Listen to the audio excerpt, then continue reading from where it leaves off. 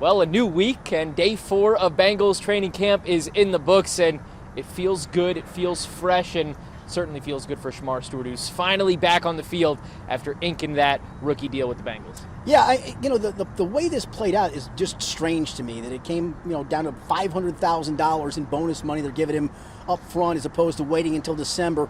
And then you got to look and go, then what was this all for? I mean, the language in the contract was the way the Bengals wanted.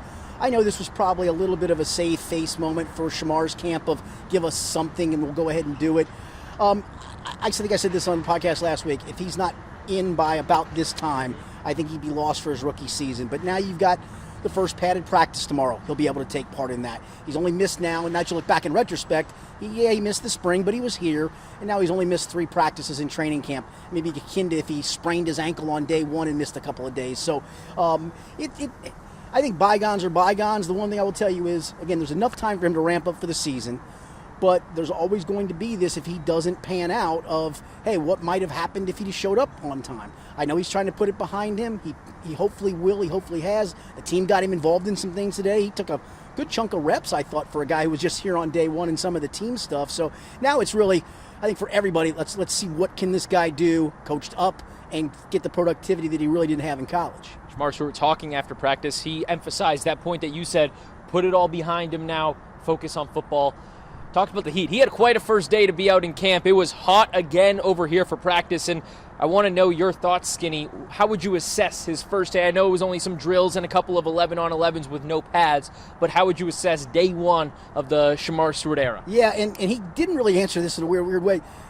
The very first rep he was in, 3 different players came to block him. I don't think you're triple teaming a regular anybody on day 1 of his first rep. I think that was literally, hey kid, you've been gone. We're going to come get you on a play. It wasn't anything dirty, but it was 3 helmets coming at him. But yeah, I thought he held his own. I mean, I wasn't expecting him to set the world on fire. I think it's one of those ones, let's give this some time, and he's going to get some run, obviously, in preseason games because he is a rookie, and we'll see if he produces then. So I thought day 1, I mean, I'll be honest, he probably did more than I thought he was going to do, because you've got to test, is the conditioning there? Because he's missed a handful of days. No matter what he was doing back in College Station, it doesn't equivalent to what's going on out here. I thought it was good. I mean, he didn't get dominated, and he didn't dominate either one, and I wouldn't expect that. I was also surprised that, I thought with this being his first day and the Bengals going into full pads tomorrow, maybe ease him in for 2 or 3 days before he gets the pads on. But as Zach Taylor said after practice today, it's all systems go for Shemar Stewart tomorrow. All right, want to shift things over now, Skinny. With any training camp, with any football season, you're going to have people go down with injuries. You want to give us a quick update on who's dealing with some nagging injuries right now? Yeah, Lucas Patrick went out of practice on Friday. We saw him walk off the field.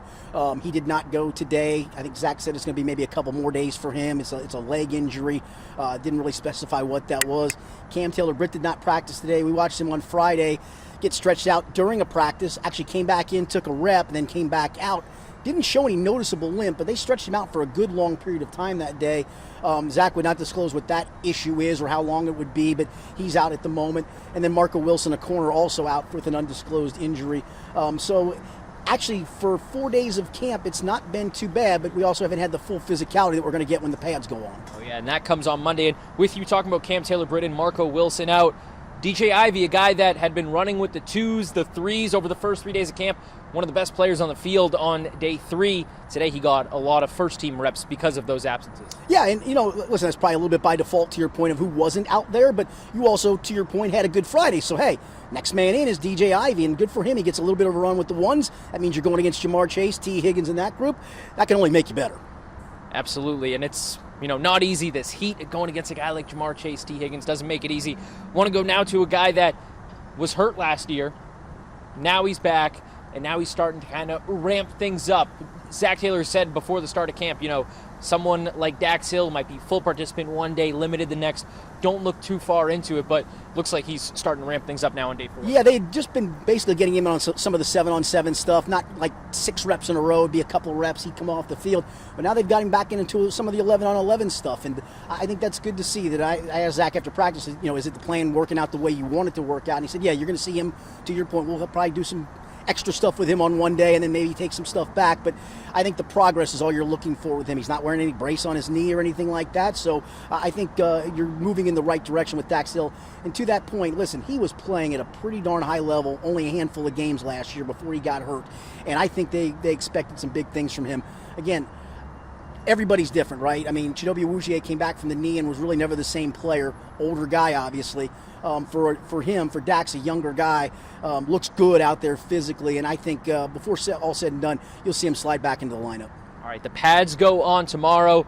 I want to get your full recap on the offense and the defense here after 4 days of camp, and more of the install time, and not really walk through, but they're not going, full to thud like they will be doing once the pads comes on. How have you been impressed with the offense and the defense so far? It's weird. They both had great moments. I mean, today they had a third down session, 3rd and 3, 3rd and 5, 3rd and 7, all passing.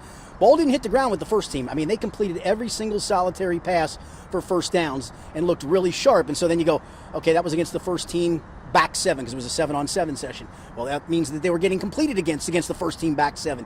Then they had a low red zone period where they started inside the 10-yard line.